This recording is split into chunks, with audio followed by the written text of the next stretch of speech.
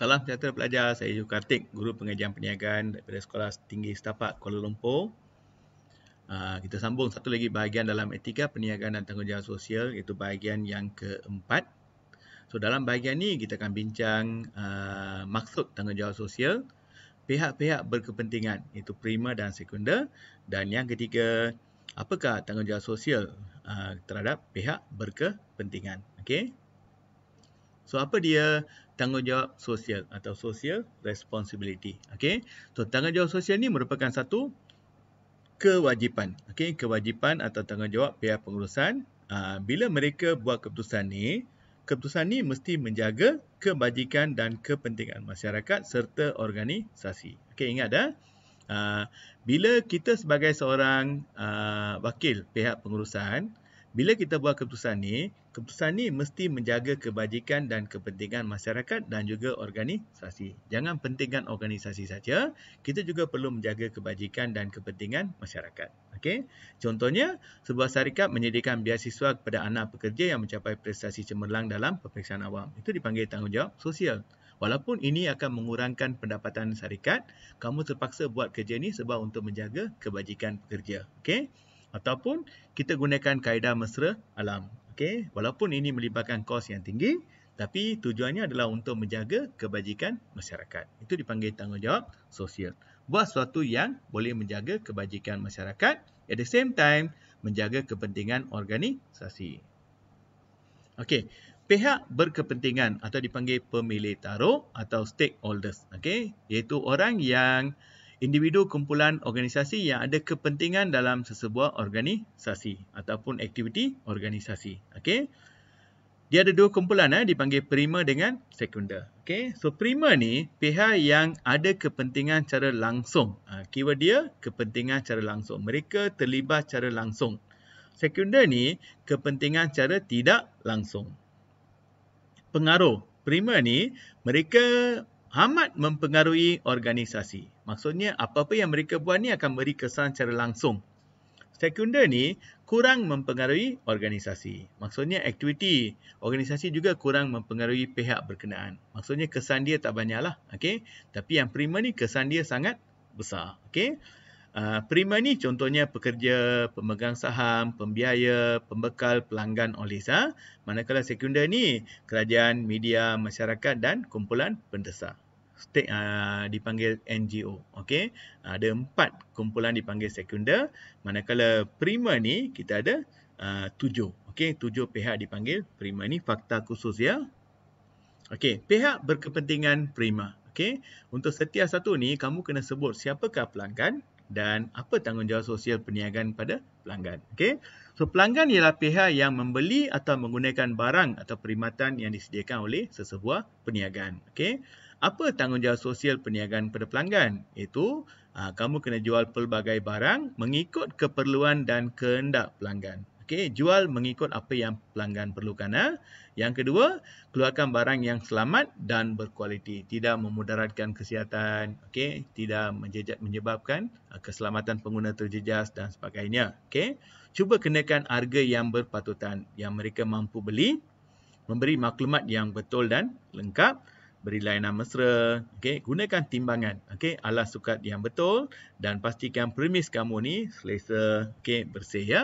Ini tanggungjawab sosial perniagaan pada pelanggan. Cuba kaitkan dengan contoh perniagaan yang sesuai. Contohnya kalau kita ambil restoran, pastikan sediakan makanan yang selamat, jual makanan dengan harga yang berpatutan, bagi layanan mesra kepada pelanggan, okey. Pastikan premis kedai restoran kamu ni bersih, oleh okey, contoh ini cikgu ambil daripada My Daily. Okey, so My Daily ni melaporkan satu kedai yang menjual tempat memproses tahu. Kamu tengok kedai dia atau premis dia sangat kotor. Okey, ini tidak menjaga tanggungjawab sosial. Okey.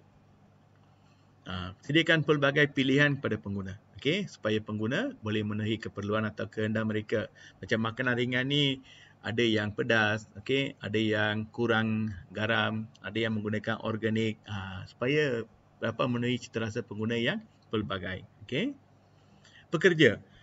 Pekerja yang mereka yang menyumbangkan tenaga mental dan fizikal, yang menyumbangkan kemahiran. Okey, menyumbangkan kemahiran tenaga kepada organisasi ya atau perniagaan. So apa tanggungjawab perniagaan pada pekerja? Make sure bayar ganjaran. Okey, ganjaran yang adil dan saksama mengikut tugas. Okey. Yang kedua, bagi beasiswa kepada pekerja. Ada pekerja yang ingin melanjutkan pelajaran. Jadi kita bagi dia beasiswa. Jaga kebajikan pekerja, beri cuti kepada mereka. Okey. Pastikan suasana tempat kerja yang selamat. Okey. Jaminan kerja ya, jangan buang pekerja bila-bila masa. Okey, pastikan mereka rasa kerja tu jamin. Okey.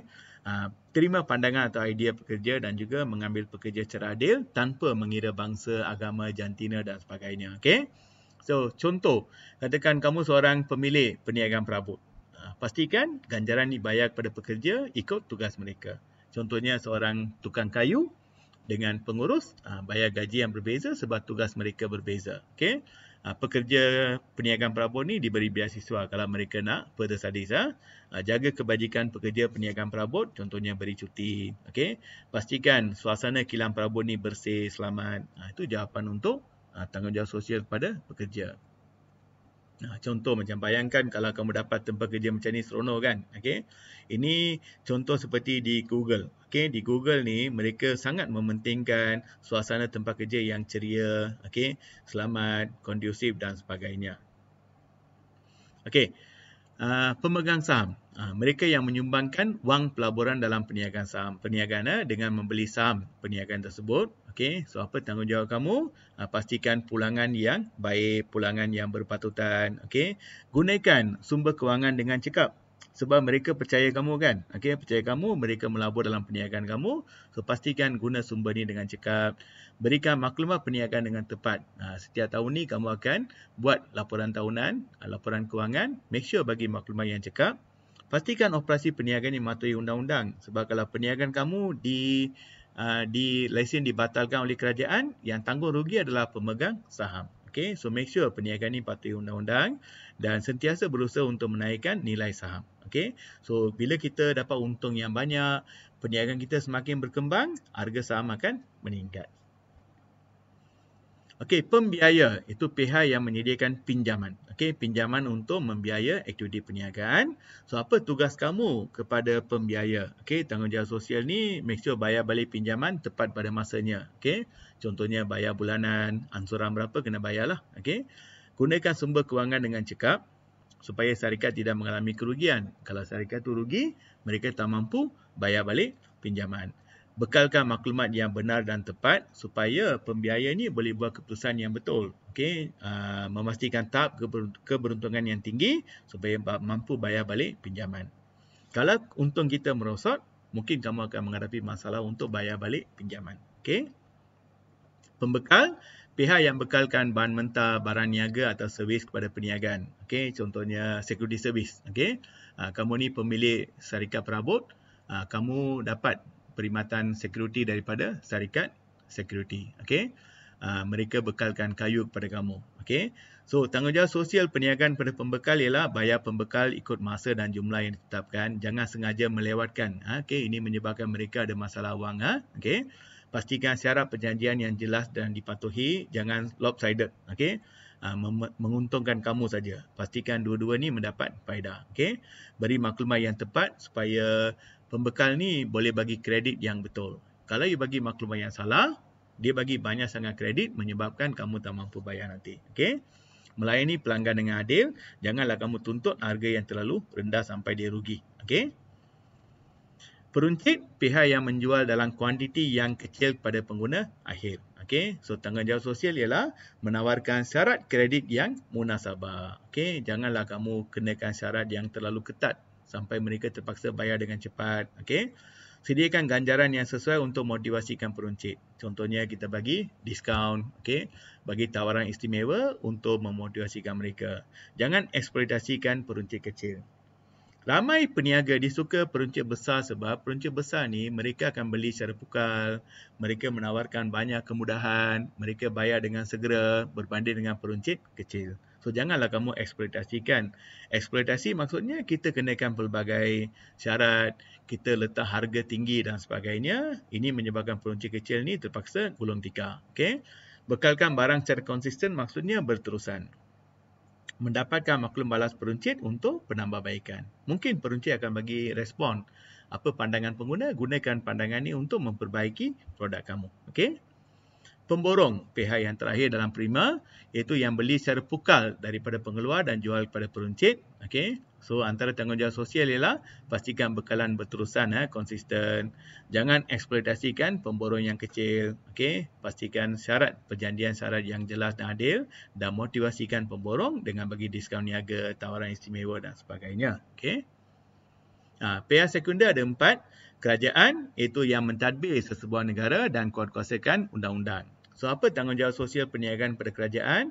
Ambil bahagian dalam perbincangan mengenai undang-undang. Okey, so kerajaan mungkin akan kuatkuasakan undang-undang atau kerajaan tentukan undang-undang tertentu. Jadi kamu sebagai peniaga, kamu kena terlibat dalam perbincangan. Contohnya kerajaan buat dasar gaji minimum. Katakan kerajaan nak buat dasar gaji minimum 1,500, 1,500. Kamu rasa jumlah ini terlalu tinggi. So, bincang dengan kerajaan. Okey, macam mana kita boleh kompromi untuk dapatkan jumlah yang lebih sesuai. Okey, memberi sumbangan positif ke arah penggunaan sumber tempatan. So, kita utamakan sumber tempatan. Okey, walaupun sumber tempatan ini mahal, ini akan membawa faedah kepada masyarakat tempatan. Yang kamu dapat faedah ni kamu juga. Bila masyarakat dapat banyak pendapatan, mereka akan beli barang kita dengan banyak. Okey. Menyokong dasar kerajaan. Contohnya kita mengambil bahagian dalam kempen kerajaan. Okey, contohnya tiada beg plastik pada hari Sabtu contohnya. Jadi, kita kena sokong kempen yang dibuat oleh kerajaan. Patuhi undang-undang, jangan melanggar undang-undang. Itu tanggungjawab sosial perniagaan pada kerajaan. Media. Media ni pihak yang mendapatkan maklumat dan menyebarkan pada pihak awam. Dia dapat info dan dia beritahu orang awam. Okey. So apa tanggungjawab sosial kamu? Jaga hubungan baik perniagaan dengan media. Okey. So media ni contohnya surat khabar, okey, rangkaian televisyen, okey, majalah dan sebagainya. So make sure ada good relationship, hubungan yang baik. Pastikan you bagi maklumat yang benar dan tepat sebab kalau you bagi maklumat yang palsu, media pun bagi maklumat yang palsu. Jadi masyarakat akan salahkan media. Okey. Menggunakan media dengan jujur bukan untuk kepentingan peribadi. Okey, make sure kamu gunakan media untuk kepentingan bersama, bukan untuk kepentingan diri kamu. Tidak eksploitasikan kuasa media untuk tujuan curang seperti memburukkan pesaing. Ini tidak dibenarkan. Okey. Okey, contoh seperti kamu nampak kumpulan Maybank ni dia akan bentang laporan kewangan kepada media secara jujur supaya masyarakat tahu apa yang berlaku dalam Maybank, berapa keuntungan dan sebagainya. Okey. So Astro Awani Star bernama merupakan media.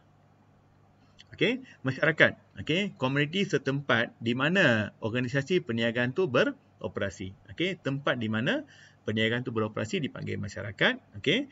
So tanggungjawab sosial, bekalkan maklumat produk yang benar, beri sumbangan derma, membiayai projek sosial masyarakat, memakmurkan komuniti setempat. Contohnya, menaja majlis kepentingan awam untuk masyarakat berkenaan, ambil kira isu persekitaran alam sekitar, contohnya pencemaran, dan last one, memenuhi permintaan masyarakat setempat. Okey, contohnya seperti Maybank, mereka banyak membantu masyarakat setempat, dengan menyediakan sumbangan sosial dan sebagainya. Okey, kumpulan pendesak, NGO, organisasi tidak bermotifkan keuntungan yang ditubuhkan oleh sekumpulan individu untuk memperjuangkan isu, yang melibatkan kepentingan masyarakat atau negara.